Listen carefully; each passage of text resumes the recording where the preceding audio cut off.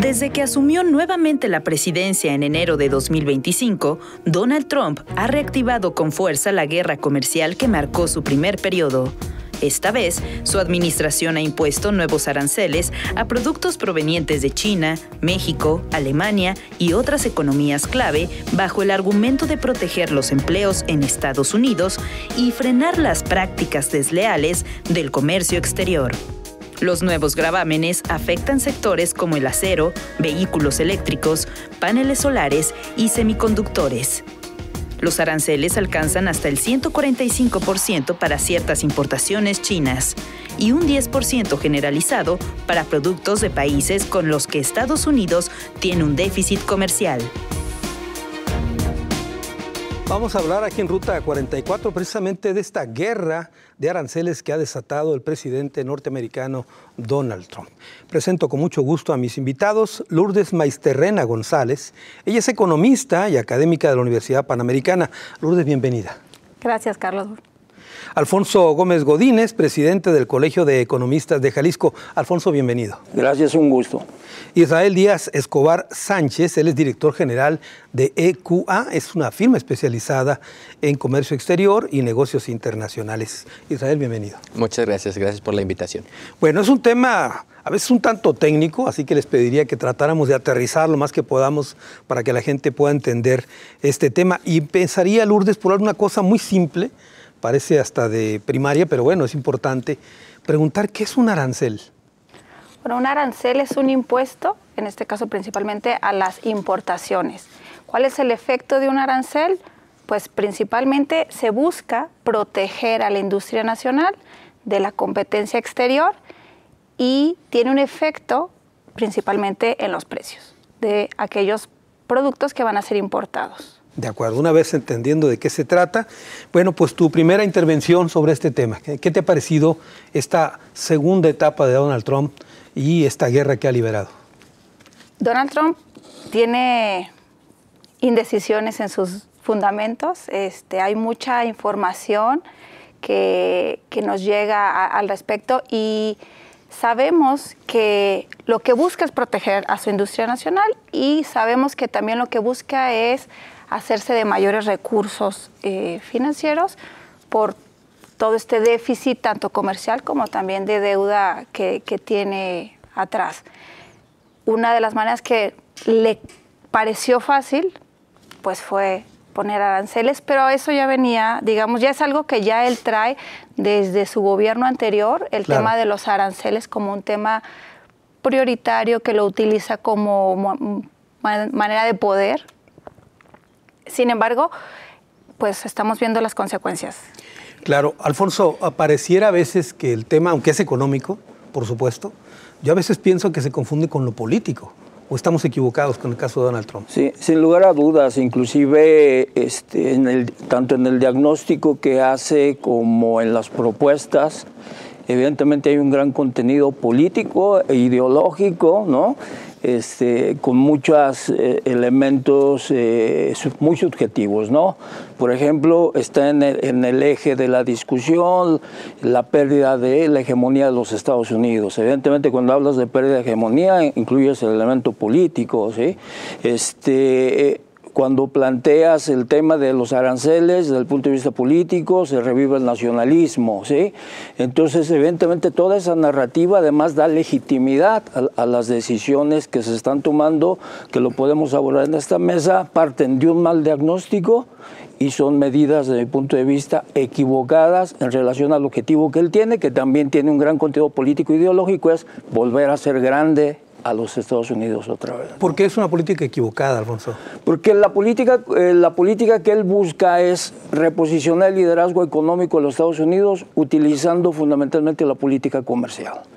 Y en economía tú tienes muchos instrumentos más, la política fiscal, la política industrial, la política monetaria, que deben de estar integrados para un logro de un objetivo económico, que en este caso es recuperar el crecimiento económico y reposicionar a los Estados Unidos.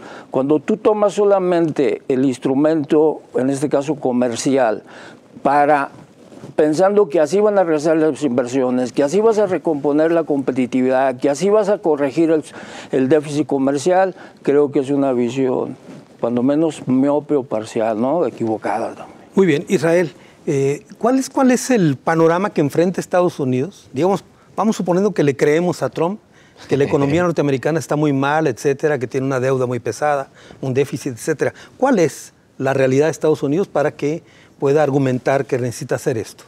Pues como lo comentó Lourdes, creo que hay una cuestión recaudatoria. No llegó a los niveles que se pretendían de recaudación, pero hay algo de recaudación. Yo creo que básicamente de lo que sí le pudo haber funcionado fue poner a todos los países a temblar. O sea, eso sí es un sí nos puso a temblar a nosotros, sí nos detuvo las exportaciones mexicanas y de muchos otros países. Y creo que con el tamaño de la economía que es Estados Unidos, puede darse, lo digo entre comillas, el lujo de haber propuesto lo que propuso, a lo mejor con un trasfondo que no conocemos, pero que de alguna manera a todos nos alineó a lo que él quiso y él dijo, y a lo mejor una medición de fuerzas de decir, sí puedo tener todavía ciertos controles, salvo con China. Claro. Sí. Pero, digamos, la economía norteamericana realmente está tan, digamos, golpeada, como dice Trump. Yo podría pensar que sí, y Estados Unidos ha estado viendo, lo dice un amigo, China está pisándole los talones a Estados Unidos y, como lo comentó Alfonso, quiere seguir ejerciendo la hegemonía de Estados Unidos. Entonces, ¿cómo le hago para frenar a los chinos? A lo mejor no por ser tan golpeado, a lo mejor no por estar tan mal, sino por frenar a una economía que le está pisando los talones. Y que también tiene ahí ciertos temas geopolíticos, no nada más económicos, que ahí tienen entre ellos dos, ¿no? Entonces, su economía sí se vería afectada con los aranceles, todo el mundo lo habló, pero también yo creo que nadie se ve menos afectado que ellos.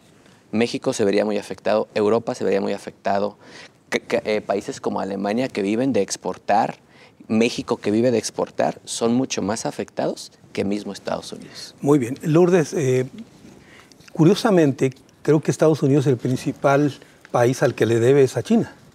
O sea, la mayor parte de la deuda de Estados Unidos es con China. ¿Es correcto? Sí, pero también, digamos, hay deuda interna, hay deuda externa, y China es uno de los principales deudores por la comercio, ¿no? Digamos, en términos de comercio, el mayor déficit comercial sí es con China, definitivamente. ¿De qué tamaño es el déficit de Estados Unidos? Es decir, para que la gente le entienda, el déficit es más lo que tú compras que lo que te compran, ¿es correcto? Sí, implica que tú estás importando más de China, digamos, en el caso de Estados Unidos, y del mundo en general, estás exportando a China. Digamos, en el déficit comercial con China sería... lo que está importando de China a Estados Unidos es mucho mayor que lo que está exportando a China. En el caso de México, por ejemplo, nosotros también México tiene un superávit comercial con Estados Unidos, es decir, nosotros exportamos a Estados Unidos más de lo que importamos de Estados Unidos. Entonces, por eso tiene ese agobio Trump por ese déficit comercial, porque está, digamos, comprando más del exterior que lo que en realidad está vendiendo. Pero al final de cuentas son empresas que también son de Estados Unidos, que se viene y se posiciona aquí Ford, pues ok, es una empresa que está produciendo, pero es una empresa norteamericana, que, bueno, de Estados Unidos, digamos, y que al final se contabiliza como una exportación. ¿Por qué? Porque estos automóviles, exactamente, estos automóviles que están aquí, se están produciendo en México, se mandan a Estados Unidos. Entonces, y ahora que dijiste del tema de que México es, digamos, tiene un superávit en Estados Unidos, pero México exporta la mayor parte de su producción a Estados Unidos. Más del 80% de las exportaciones mexicanas se destinan a Estados Unidos. Entonces, claro que para México sí es un tema fundamental el tema de los aranceles. Claro que toda la economía sí se puede, digamos, ver debilitada o fragmentada cuando se imponen aranceles y más del tamaño que se están planteando.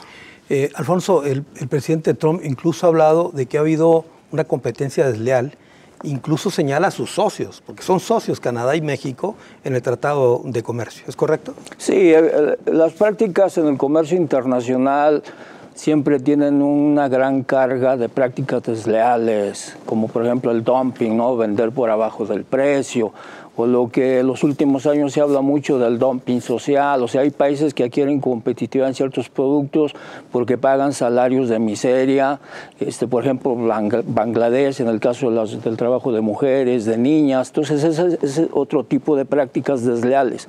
Y es evidente que desde que los países asiáticos irrumpieron en los mercados mundiales a partir de fines de los 70s, que coincide con el inicio del déficit comercial estadounidense a partir de 1975, los países del sudeste asiático registran esas prácticas desleales, por ejemplo, en el comercio textil, la venta de etiquetas, ¿no? En el comercio textil se saturó el mercado estadounidense. Estados Unidos pone una barrera comercial de índole cuantitativa, no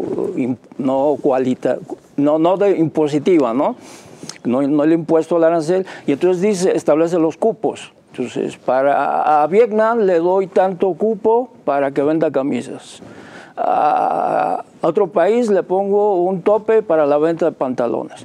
Los países asiáticos se descubrió que llenaban su tope y había países que no, entonces le compraban las etiquetas. ¿Triangulaban? Triangulaban, ¿no? Yo cuando estudié en el CIDE, estudiamos un caso de tenis de China que entraron por la costa de Los Ángeles, bajo el argumento, los desembarcaron bajo el argumento de que era nomás el lado derecho, ¿no? Entonces déjanos desembarcar porque pues, no lo vamos a poder comercializar, es nomás del lado derecho. Del lado del este estaban desembarcando bajo el mismo argumento del lado izquierdo. Entonces, para eso existen los organismos internacionales como la OMC, que son los que tratan de regular las prácticas desleales en el comercio internacional, que sí existen, ¿eh? Claro, ahora Trump tenía razón en ese sentido, pero él llama práctica desleal pues, prácticamente a todo, ¿no? Sí. Tenemos que hacer una pausa, regresamos con más del tema.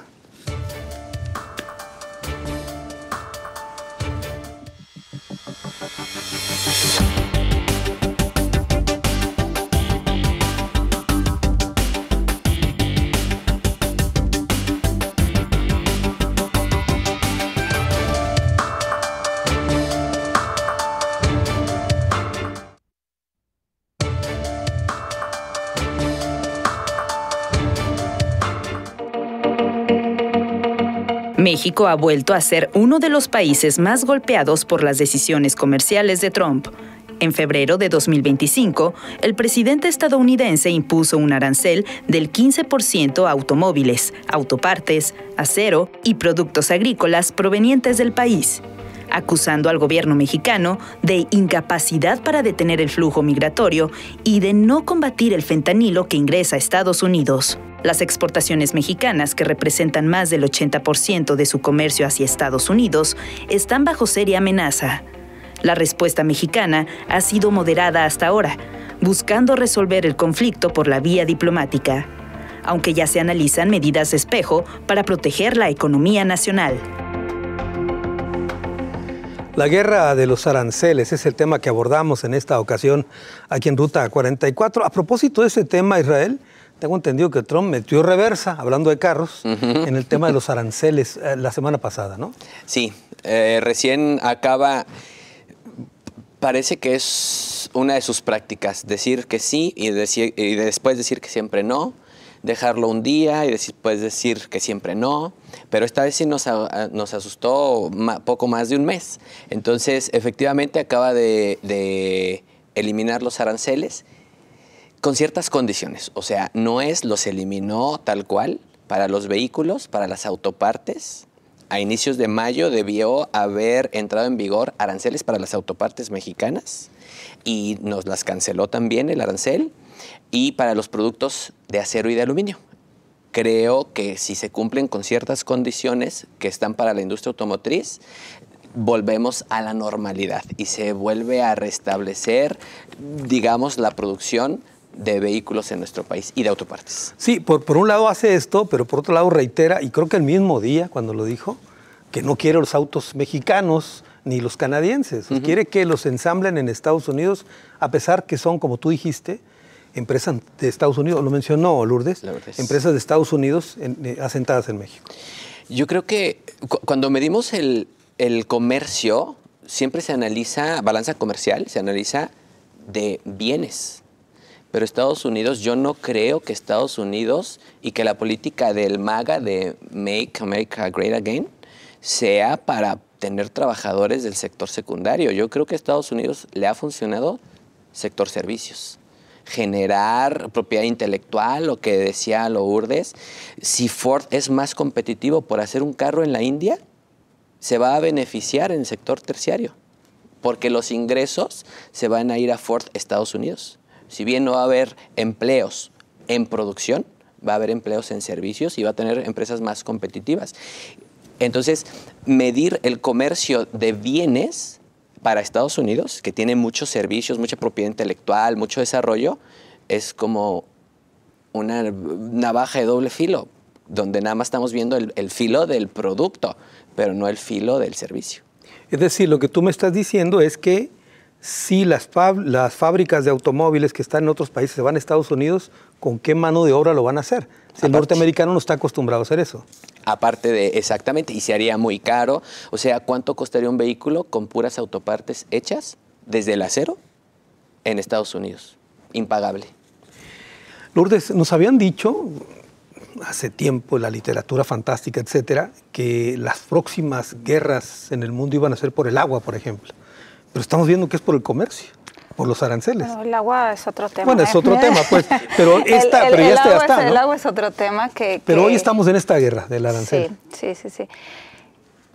Estamos regresando. Creo que hay varios gobiernos, incluyendo el nacional, que traen como mucho la política de los 70s, ¿no? Estamos viendo en el Plan México, por ejemplo, regresar a la sustitución de importaciones, regresar al tema de cerrar el comercio. Y sí hay una tendencia, digamos,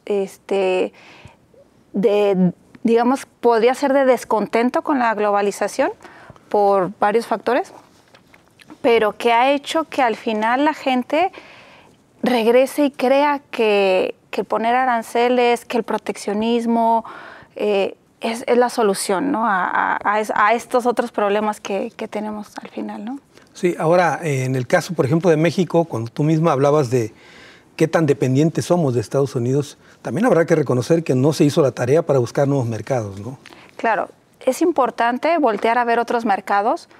Y no necesariamente tiene que ser China, ¿no? Porque estaba revisando hace poco. En realidad, nosotros ni siquiera nos conviene voltear a ver necesariamente a China. Nuestro foco sí puede ser Estados Unidos, pero está América Latina, está Europa, que no necesariamente implica un pleito, digamos, China, por ejemplo, China y México son países que en realidad son sustitutos más que complementarios, ¿no? México y Estados Unidos sí son más complementarios.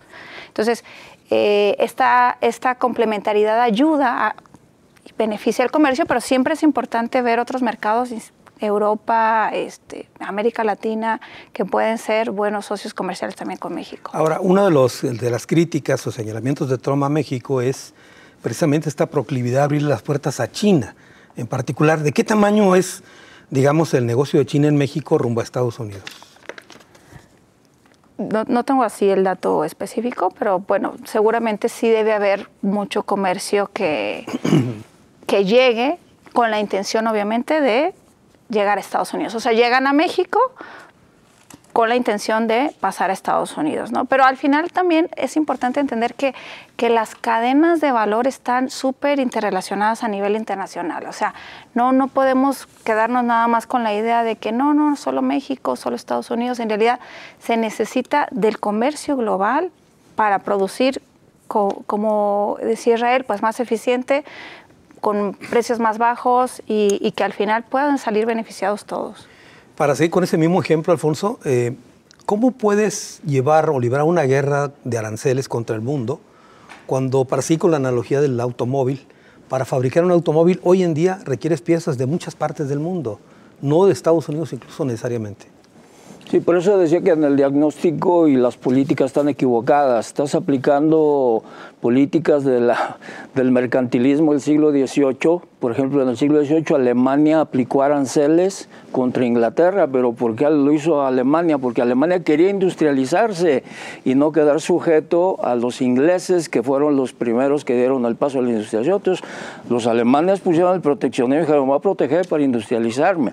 Y igual hizo Francia, y ahí el mercantilismo adquirió cierta relevancia. Pero ese es un mundo que ya se fue. Hoy estabas hablando del mundo de la subcontratación, del mundo de la integración de las cadenas productivas, de la fábrica mundial, o sea, un mundo global donde ya no puedes aplicar esas medicinas del siglo XVIII a las enfermedades o a los diagnósticos del siglo XXI. Entonces, por eso señalo que está mal el diagnóstico y en consecuencia las políticas están equivocadas. Si Estados Unidos quiere recuperar, y coincido con el compañero, con el doctor, quiere recuperar el liderazgo en materia industrial, ¿sí? Sus ventajas están por el lado de la economía de los servicios, de la tecnología, de la innovación, pero pues para eso necesita integrar una serie de políticas, de incentivos, de competitividad que permitan a ciertas industrias volver a tener un ciclo creativo, podemos decirlo de esa manera. O sea, pensar que las empresas automotrices se van a regresar con todos los fierros a mi país, pues es un absurdo. El mundo está hecho de integración de cadenas globales, ¿no? Claro, y un ejemplo de ello lo vivimos durante la pandemia, ¿no? Sí, claro. Se detuvo la producción de automóviles porque no había microprocesadores y no podían surtir al resto del mundo, ¿no? Exacto, y que la cadena se rompió en China, por ejemplo, ¿no? Yo creo que entonces, en ese sentido las políticas están mal orientadas, no puede. La política de competitividad, si él quisiera que las industrias fluyeran a Estados Unidos, necesita políticas de competitividad. Por ejemplo, qué absurdo, está tratando de recortar el gasto, los apoyos a las universidades, cuando lo que se necesita son recursos para generar conocimiento, innovación y tecnología. En los últimos 20 años, China ha multiplicado por 10 el presupuesto educativo a sus universidades. Y en el gobierno de Estados Unidos está la discusión que por cuestiones ideológicas, que porque las escuelas públicas se generan, o en las escuelas están enseñando cuestiones de género y esas cosas, entonces te corto el presupuesto, ¿no? Que es el gran debate que trae en estos momentos. Entonces, si quiere promover la competitividad, bueno, China produce hoy en día más ingenieros, más matemáticos, ¿sí?, que todo Estados Unidos, Canadá y Europa Occidental juntos, ¿sí? Y ahí está una base de competitividad, la generación de mano de obra capacitada, creativa, innovadora. Decía un maestro estadounidense, cuando uno entra a una universidad estadounidense y si entras al salón y ves que está lleno de estudiantes chinos, coreanos y de la India, estás en una escuela de ingeniería. Si entras al salón y estás viendo mayormente estudiantes estadounidenses, es que estás en una escuela de Derecho y Administración. Entonces, yo creo que por ahí también se debe hacer el diagnóstico por qué he perdido ventajas competitivas en ramas industriales y la solución que tengo que aplicar y no simplemente poner una medicina del siglo XVIII. Incluso creo que va a cerrar el Departamento de Educación en Estados Unidos. Exactamente. O sea, cuando lo que tienes que hacer es invertir en educación. En educación, en tecnología, y es ahí donde esa visión miope. Además hay otro tema, este tema que estamos viendo desde el punto de vista va a ser coyuntural. ¿Sí? Aunque el señor quiera plantear violar la Constitución o modificarla para un tercer periodo, creo que dadas las condiciones que están dando hoy de aceptación no se daría. Entonces, creo que va a ser un momento costoso para los Estados Unidos por pérdida de liderazgo mundial. ¿Qué está haciendo China ante esto? Y sus líderes andan recorriendo el mundo, creando alianzas, firmaron un convenio con Vietnam muy interesante de relocalización de industrias, de apoyo. Están trabajando en el escenario global. Claro. Y Estados Unidos peleándose con todo el mundo, perdiendo confianza, volviéndose un actor que hay que verlo con recelo y que no sabes dónde te va a dar un mazazo. Muy bien. Pues vamos a ir a una pausa. Te digo, Israel, vamos a regresar y quisiera plantearles una de las leyes de Newton: a toda acción corresponde una reacción. ¿Cómo verá o cómo será la reacción de Europa, por ejemplo, en esta guerra de aranceles? Volvemos después de la pausa.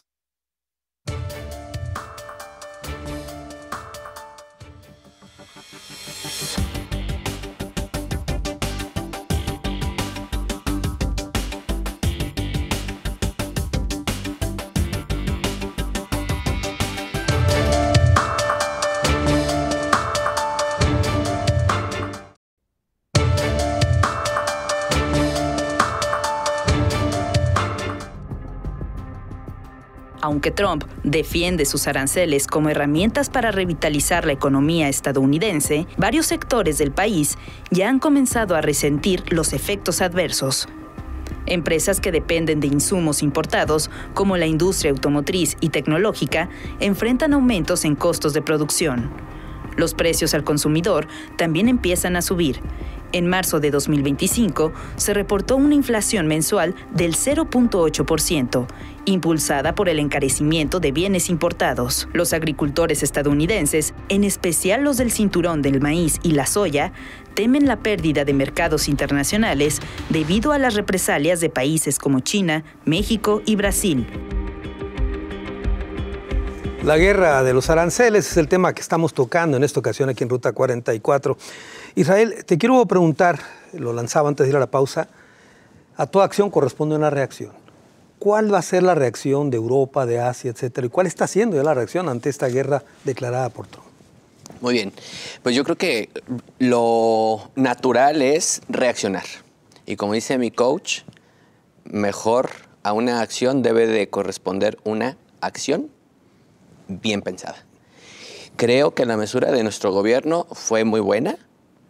Creo que los organismos internacionales, nuestros acuerdos internacionales no sirvieron de nada. O sea, nuestro escudo que dijo el secretario de Economía, tenemos un escudo, no sirve de nada, si no quiere no va a funcionar. Pero de alguna manera creo que el hecho de que México se hubiera esperado y no hubiera reaccionado con aranceles o con medidas de represalia, como sí se prevén en los organismos internacionales y en los acuerdos, fue buena. China, leía yo una noticia el lunes pasado, la semana pasada, leía que China dice tener a Estados Unidos donde quiere. Porque todos los aranceles que le han puesto a China ha reaccionado y están dos titanes. Yo creo que el único que pudiera aguantar poner aranceles sería China con la misma proporción que Estados Unidos. Números. Estados Unidos aporta a la economía mundial más o menos 24%. China, 16%. México, 1.30 y tantos por ciento. O sea, la diferencia de México con Estados Unidos es abismal. Claro. México intentar poner medidas de represalia que las pudiera hacer conforme a organismos internacionales, repito, no le conviene. Eso sería un balazo no en el pie, en la cabeza. Canadá aporta a la economía internacional poquito más que México. Es la economía número 11, 10 del mundo, Canadá, y ya vimos cómo le fue cuando dijo te voy a poner aranceles.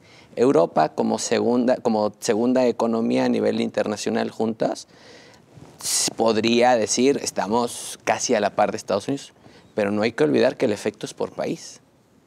Y pues sí, tienen 3, 4 economías muy grandes. Caso de Alemania, por ejemplo. Alemania, Inglaterra, Francia, y de ahí hacia abajo varios que no creo que puedan aguantar. Entonces yo creo que represalias a nadie les conviene. Solamente China ha podido mantener este retorno de aranceles también, ¿no? Correcto. Quiere decir entonces que de momento la guerra de los aranceles ha venido solamente metralla de Estados Unidos sin respuesta al enemigo, ¿no? Correcto. Cada quien guardado en su trinchera esperando a ver a qué hora se acaba esto. Así lo veo yo. De acuerdo, muy bien. Lourdes, a ver, entonces esto nos lleva al siguiente planteamiento. ¿Es una buena estrategia entonces guardar mesura en este momento? Para México sí, como dice Israel. Bueno, ahorita nosotros dependemos mucho del comercio con Estados Unidos. Entonces, ponerte en una guerra comercial con Estados Unidos es únicamente contraproducente. Creo que en este caso la mesura y la manera como ha actuado el gobierno, en particular la la doctora Claudia Sheinbaum, creo que ha sido lo correcto, porque no ha metido más presión de la que ya se tiene con los aranceles, ¿no? Ahora, buena parte también del castigo, entre comillas, que impone Trump tiene que ver con situaciones incluso de seguridad y de migración, que es, digamos, el argumento del cual se ha valido Donald Trump, que no hace lo suficiente México para frenar migración ilegal, o también hasta el combate al fentanilo, ¿no? La migración es un tema que yo creo que fue lo que le dio casi la victoria, aunque también en otros partidos se estaba considerando ese tema. Creo que su fortaleza principal era vamos a acabar con los migrantes. Entonces tiene que haber esa fuerza de decir vamos a acabar y voy a usar todo mi poder para lograrlo, ¿no? Para realmente evidenciar que está haciendo algo. Entonces ahí, bueno, la negociación con el gobierno de México, pues el darle lugar para que, ok, sí, vamos a trabajar en conjunto, pues es la manera adecuada para que las relaciones, por lo menos, sigan funcionando, ¿no? A pesar de todas las situaciones, sobre todo en frontera, Tijuana, Tampico, todos estos lugares en los que ya se está pudiendo, o sea, se observa ya un problema social importante. Veíamos hace un momento en la cápsula, Lourdes, por ejemplo, datos de la economía norteamericana que ya está resintiendo precisamente esta guerra de aranceles en su economía interna, en su comercio interno, etcétera. Pero por ahí también escuchábamos que si México responde con aranceles sería darse un balazo en la cabeza. En todo caso, lo que Estados Unidos está haciendo podría ser un rozón de bala en el pie nada más. Pues, mira, la confianza, ¿quiénes son los más perjudicados cuando hay aranceles? Los consumidores. ¿Por qué? Porque al final son los que pagan ese precio excesivo que se da por los aranceles. Entonces, cuando Estados Unidos decide este tema arancelario, implementarlo, pues los que están más afectados son directamente afectados son los consumidores en Estados Unidos. El índice de confianza del consumidor en Estados Unidos está cayendo, al igual que en México, ¿verdad? Pues, pero está cayendo. Entonces, ¿qué quiere decir? Ahí hay un importante. Entonces, si no hay consumo, pues, ¿qué sucede? No hay ventas. Si no hay consumo, no hay ventas. Si no hay ventas, no hay ingreso. Entonces, se vuelve un círculo vicioso negativo al final de cuentas, ¿no? Entonces, es importante cuidar estos temas al final, porque vas a lograr, si tú dejas estos aranceles, que es lo que, por eso está viniendo esa retroactivo de decir, no, vamos a quitar los aranceles en automóviles, en autopartes, ¿para qué? Para evitar que este costo también para las empresas en Estados Unidos se vea reflejado. Entonces, ¿qué se busca? Que no haya inflación tan alta, que no haya caída tan importante en la producción en Estados Unidos, porque un arancel al final es lo que genera más inflación y más caída en la producción. Alfonso, es irónico que el presidente Donald Trump dice que busca la grandeza de Estados Unidos de nuevo, ¿no? Que sea grande Estados Unidos de nuevo, pero hoy por hoy tiene los más bajos índices de popularidad en su país. Sí, los datos que han estado saliendo, una popularidad o calificación arriba del 40%. En estos días, cuando menos 3 estudios mostraban que el índice de confianza del consumidor en los Estados Unidos ha bajado. Y yo creo que en este análisis hay que considerar en la mesa ya no solamente a los actores estatales o gubernamentales, sino los actores privados, a los que se dice extraestatales, en este caso los inversionistas, los fabricantes, ¿no? Los hombres del capital, los dueños accionistas de la industria automotriz, que son evidentemente, desde mi punto de vista, quienes están presionando para que estas medidas se posterguen, para que estas medidas se dilaten, para que estas medidas se vayan tomando de manera escalada, ¿no? Hoy se habla que la estrategia comercial de Trump es una U, ¿no? Pero una U que no te regresa al origen, sino que te manda a otro lugar, ¿no? Y eso lleva dentro del escenario global a una situación de total incertidumbre, No sabemos cuál va a ser la circunstancia la próxima semana y el impacto que tendrá en las bolsas, ¿no? En los indicadores bursátiles. No sabemos qué decisión se va a tomar y qué impacto va a tener en el dólar y en consecuencia en los tipos de cambio. Entonces creo que estamos entrando, y esta es parte de la aportación trumpista, a un mundo de absoluta incertidumbre, ¿no? Y eso evidentemente impacta las decisiones de inversión. México le está apostando mucho a la relocalización industrial, al nearshoring, al Plan México, pero si no hay certidumbre, o algo, bueno, en economía casi no existe total certidumbre, pero hoy lo que vemos es que se ha estirado el escenario de la incertidumbre, ¿no? Y que los cuales ya no puedes tomar decisiones porque no sabes si la semana que entra entró el arancel, si la semana que entra hubo una réplica. Entonces creo que ese es el mundo en que estamos también entrando. Alfonso, más allá de la fantasía, un tercer periodo para Trump, que sería más bien una amenaza más que otra cosa, ¿dirías tú que ahora, en esta segunda etapa como presidente, es más peligroso? Que la primera vez pensaba volver, pero esta vez... Sí, aquí podemos retomar esa teoría que habla de los incentivos. La gente y los actores actúan en función de incentivos. En Estados Unidos, como tienes la posibilidad de la reelección, tus incentivos para tomar decisiones están pensando en que tendrás la posibilidad de un periodo más. En este caso, y espero que no se modifique la posición, en este escenario no hay el incentivo de pensar yo me voy a presentar a la reelección, por lo cual desde mi punto de vista eso genera incentivos a ciertas conductas, cual el echar toda la carne al asador, el todo por el todo, el perder o ganar, ¿sí?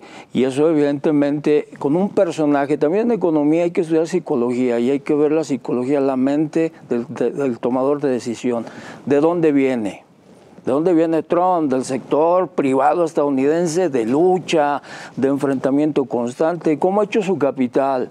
Pues poniendo del cuello tras la pared a sus competidores, sus adversarios. Es la lógica del capitalismo estadounidense. Entonces él está actuando bajo las reglas que él aprendió, cosa contraria a las reglas de comportamiento de la élite china, ¿sí? Que funcionan bajo otro escenario de largo plazo. Ellos no piensan en elecciones, ellos piensan, yo voy a seguir aquí 20, 30 años, ¿no? La élite china. Entonces, por eso proyectos de largo plazo. Eso implica que las negociaciones adquieren otro carácter, ¿no? Tienen unas ciertas filosofías de carácter oriental, de sumar, de ser pausados, de esperar que maduren los tiempos. ¿Sí me explico?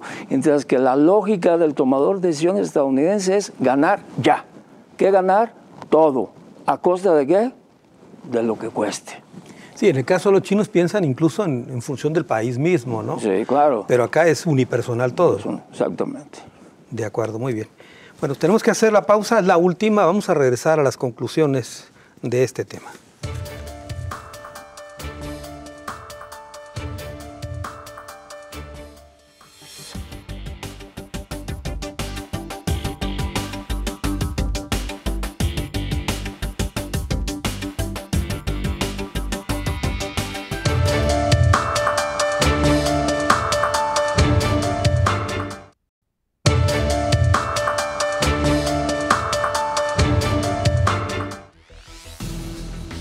Europa, China y varios países de América Latina han respondido con firmeza a la nueva ofensiva comercial de Trump.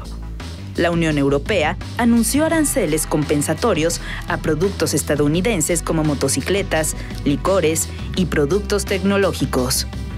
China, por su parte, ha calificado las medidas como una declaración económica hostil y ya impuso sanciones a más de 200 productos estadounidenses.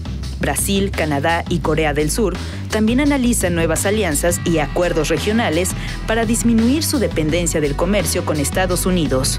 Se estima que el comercio global podría contraerse hasta un 1.5% en 2025 si continúan las hostilidades. La guerra de los aranceles, el tema que abordamos en Ruta 44, escuchó usted las estadísticas en torno a este tema. Son un aspecto técnico también, habrá que decirlo, pero creo que se ha entendido el fondo del asunto. Vamos a ir a las conclusiones de este tema. Creo que apenas hemos tocado una parte muy pequeña del mismo. Pero bueno, intentamos hacer nuestro mejor esfuerzo en este análisis. Lourdes, comienzo contigo, tu conclusión. La conclusión para México en particular es, sí tenemos que apostar por una política industrial importante que favorezca a la industria nacional. Está bien, creo que el tema de moderación que se ha tocado por parte del gobierno en cuanto al tema de la problemática arancelaria también ha sido favorable. Y no descuidar temas que son prioritarios también.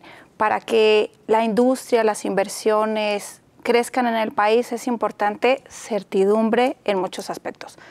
No solo en el tema arancelario, que ya sabemos que ahorita es un total desbarajuste, sino también en temas como certidumbre institucional, políticas de apoyo a la industria, políticas que favorezcan el desarrollo de la inversión, que den certidumbre a los inversores, que den certidumbre a los empresarios para que la economía sí logre, al final de cuentas, salir a flote con Trump o a pesar de Trump. En estos tiempos de incertidumbre, como lo has mencionado tú y Alfonso, ¿qué tanto abona esta incertidumbre la forma de un país, me refiero políticamente hablando, que tiene todo el control de las cámaras, que desaparecen instituciones de transparencia, etcétera? ¿Qué mensaje puede dar a los inversionistas un país así? Es justo, creo que ahí es un tema que sí es importante tocar el dedo en la llaga, como dicen, no, poner el dedo en la llaga, porque si no, en realidad, el tener todo el control, hay certidumbre en ciertos aspectos, ¿no? Como de que, ¿qué es lo que va a pasar? Pues lo que quiere el gobierno, esa es la certidumbre que te da, pero para un empresario, para un inversionista, es poca la certidumbre que da, porque no sabes al final cuál vaya a ser la decisión, no sabes si las reglas del juego se les ocurra cambiarlas y al final te vayan a ti llevar entre las patas esas nuevas reglas del juego que, como tienes una mayoría que va a apoyar eso que se está cambiando, se logre, ¿no? Entonces creo que al revés, se tiene que buscar transparencia, se tiene que buscar información, dar información, ser bastante claro con las propuestas y mayor institucionalidad, ¿no? Claro. No quebrantar las instituciones, sino fortalecerlas. Y un ejemplo será, por ejemplo, lo de las elecciones del Poder Judicial, ¿no? Sí, pero ese es motivo de otro programa completito. Sí, muy bien. Alfonso, por favor, tus conclusiones. Mira, estamos viviendo a nivel global un gran momento de quiebre. Cuando se cayó el socialismo, Francis Fukuyama dijo, llegamos al fin de la historia, triunfó el capitalismo y el capitalismo al estilo estadounidense, ¿no? Después apareció Samuel Huntington y dice, aguas, viene un enfrentamiento Oriente contra Occidente, aunque él lo enfocaba desde el punto de vista religioso, ¿no? El Islam contra el cristianismo, pero en el fondo eran valores, ¿no? De sociedades. Y lo que hoy estamos viendo, desde el punto de vista, es una gran lucha por la hegemonía mundial. Todo este tema de los aranceles y que si le pega a México, a Europa, creo que son daños colaterales. La gran lucha de los Estados Unidos contra China, ¿sí? Y en el escenario global, pues existen los daños colaterales, ¿no? Entonces, en este sentido, creo que tenemos que enfocarnos en eso. Es una lucha entre Estados Unidos contra China, por la hegemonía mundial. Y en este contexto es lo que nos tocará ver en las próximas décadas, ¿sí? Lo que aquí estará viéndose qué escenario será, si es el escenario de una confrontación como el que estamos viendo hoy, o sea, un escenario más de competencia económica, tecnológica, como lo estuvimos viviendo en las últimas décadas, ¿no? Entonces, en ese sentido, creo que ese es un primer tema. El otro es evidentemente el papel de México, que tiene que jugar, qué hacer hacia adelante. Cuando el presidente Salinas planteó en su gobierno que visitó Europa y vio cómo Europa estaba avanzando en la integración de la Unión Europea, y él dice, lo único que nos queda es integrarnos al bloque norteamericano, y fue cuando desde México surgió la iniciativa para el Tratado de Libre Comercio de aquella época. Yo creo que México, el destino está vinculado a Norteamérica, Canadá, Estados Unidos. Suena, y lo hemos estudiado, y suena interesante Latinoamérica, Pero decía Lourdes, con Latinoamérica no somos complementarios, ¿no? Somos competidores, ¿sí?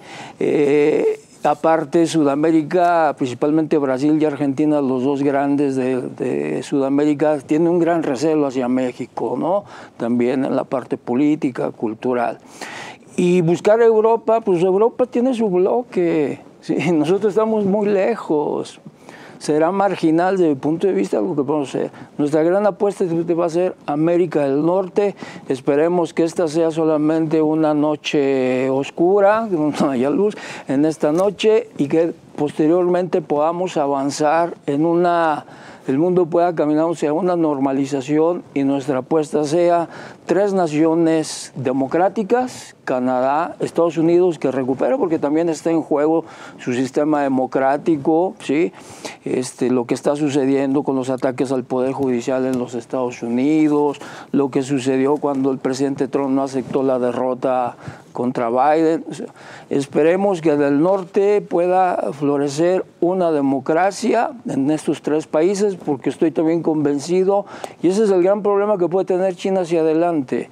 Un sistema autoritario también es un freno para la innovación, para la competitividad, establece pisos desiguales. Entonces creo que por ahí China en los próximos años podría tener ese obstáculo de democracia. Si en América del Norte consolidamos un sistema entre las 3 naciones democráticas, creo que la democracia puede ser un gran incentivo para que México juegue en el bloque de América del Norte y seamos una región próspera y que podamos avanzar a otros temas, no solamente comerciales, sino de flujo de personas, un banco tripartita de desarrollo, un poco recuperando el ejemplo de la Unión Europea. Muy bien. Israel, por favor, tus conclusiones. Gracias. Pues creo que desde los años 2000 estamos buscando diversificar nuestras exportaciones, si no es desde antes. Hemos avanzado un poquito y solo un poquito. Por ahí de los años 90 exportábamos 94% a Estados Unidos, hoy, lo decía Lourdes, 80 y tantitos %. No hemos podido diversificar nuestras exportaciones por la razón que Alfonso comentaba.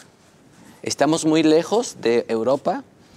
Estados Unidos estoy a 2 días de Estados Unidos. Cuando nosotros vemos por qué México no voltea hacia China, yo puedo decir con todo el respeto y el amor para mi país que no somos nada para China. A China decir, pues si volteo a México es como por hacerle el favor, porque que vea mucho negocio, no. Lo ve, como lo decía Lourdes, para entrar a México, producir y mandar a Estados Unidos. Como una puerta. Exactamente, una puerta para entrar a Estados Unidos, porque ellos la tienen súper cerrada. Que también hay ciertos bloqueos en el tratado que tenemos con Estados Unidos y con Canadá. Claro. Entonces, buscar la diversificación, no. Yo estoy muy de acuerdo con Alfonso, buscar mayor integración con Estados Unidos, solo que Estados Unidos no quiere tanta integración con México. Ese es el problema de México. ¿Qué tiene México para ofrecer a nivel mundial que sea mexicano, que podamos decidir? Vehículos. No puedo decidir en vehículos porque no son nuestros. Claro. Son japoneses, son de Estados Unidos, Chino. son alemanes, chinos. No puedo decidir. Es que hay que migrar a la producción, no puedo hacerlo. ¿Qué sí es mexicano? Y de lo que puedo decir, no voy a, para no herir ningún sentimiento, pero de lo que sí es mexicano, porque nos faltan más políticas industriales, etcétera, de lo que sí es mexicano no tiene un alto valor agregado. Y entonces decir que voy a exportar a Centroamérica, que no tienen tanto nivel adquisitivo, que voy a llegar no tan competitivo, que no tiene tanto valor agregado, pues no es una opción. Definitivamente México tiene que buscar cómo mejorar su relación con Estados Unidos, aguantar esos balazos que decías, Carlos, y esperar que se le olvide y que nos quiten de la puntería y poder pensar en un futuro, un nuevo futuro, con nuevas reglas, con mejor y más fuertes organismos internacionales que se han visto. Todos confiamos en todos los organismos y no se han visto, mejor dicho. No se han visto para nada. Muy bien, pues yo me quedo con una reflexión que hacía Alfonso, en el sentido que esperaba de que esto fuera una mala noche nada más y que se terminara. Y aquí les dejo votando esta idea. ¿Qué tanto de lo que hace Trump tiene que ver con el efectismo? O sea, no tanto lo del fondo, lo que él quiera, sino un efectismo Les pongo este ejemplo. Él dijo que iba a deportar 5 millones de indocumentados de Estados Unidos, así los llama él, de migrantes, lo cual no ha ocurrido, porque para lograr 5 millones en su administración, tiene que deportar más de 30,000 cada mes, algo así, o cada día más bien. Y ahorita llevan como 5, 6,000, etcétera, y ya se han ido olvidando del efecto que anunció. ¿Qué tanto de todo esto, Alfonso, Israel, Lourdes, será efectismo también? Ojalá que así sea, pero ¿qué tanto es realmente? Tiene que ver con la personalidad, repito, del presidente estadounidense. El riesgo es que esa personalidad cada vez alcance tintes más autoritarios y que él quiera que el mundo que él ve es el que tiene en su cabeza y no vea la realidad de un mundo que es completamente diferente. Es decir, que en ese efectismo un día se la crea él mismo, que es por ahí. Exactamente. Bueno, muy bien. Lourdes, muchas gracias. Muchísimas gracias, Carlos. Alfonso, muchas gracias. Gracias. Israel, muchas gracias. A ustedes, gracias. Quedaron algunos temas aquí, pero como ya dijimos, es motivo de otro programa. Así que si les parece, los voy a comprometer para que regresen y seguimos hablando de economía. Muchas gracias a todos y sobre todo a ustedes. Hasta la próxima.